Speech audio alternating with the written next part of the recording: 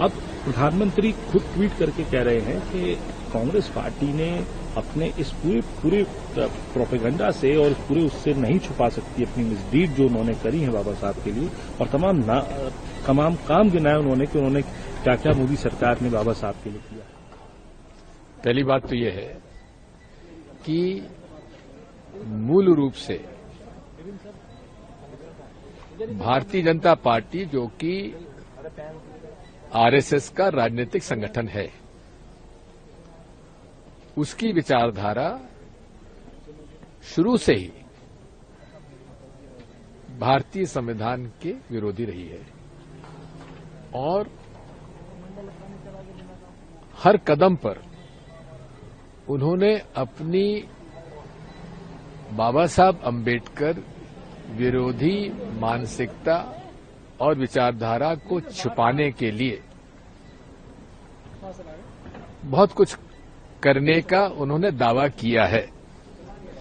यदि आप एक एक उनके भाषण और एक एक उनके बताए हुए जो श्रेय ले रहे हैं, उसकी यदि आप गहराई से जांच करेंगे तो पाएंगे कि काम किसी ने किया और श्रेय वो ले रहे हैं। शिलान्यास किसी ने किया, अगर उनके समय वो काम पूरा हुआ तो वो फोटो खिंचाने के लिए मोदी जी हमेशा खड़े सामने हो जाते हैं। यदि आपको इनका पूरा इतिहास सुनना है तो शाम को 4 बजे हमारे अखिल भारतीय कांग्रेस के राष्ट्रीय अध्यक्ष और सबसे अनुभवी राजनेता और जो कि जिनका पूरा जीवन अन्याय और अत्याचार के खिलाफ लड़ते हुए बीता है, श्री मल्लिकार्जुन खड़गे, उनके पत्रकार वार्ता में उसके बारे में विस्तार से आपको पता लगेगा। भारतीय जनता पार्टी ने हमेशा भारत रत्न डॉक्टर बाबा साहब अंबेडकर का सम्मान किया है। वो हमारे दिल में बसते हैं। जवाब तो कांग्रेस दे। कांग्रेस ने कब सम्मान दिया बाबा साहब को? बाबा साहब को क्यों नेहरू जी के मंत्रिमंडल से बाहर होने पर विवश होना पड़ा? आरक्षण के संबंध में बाबा साहब की बात क्यों नहीं मानी कांग्रेस ने? और यही कांग्रेस है जिसने बाबा साहब को चुनाव हरवाने का काम किया।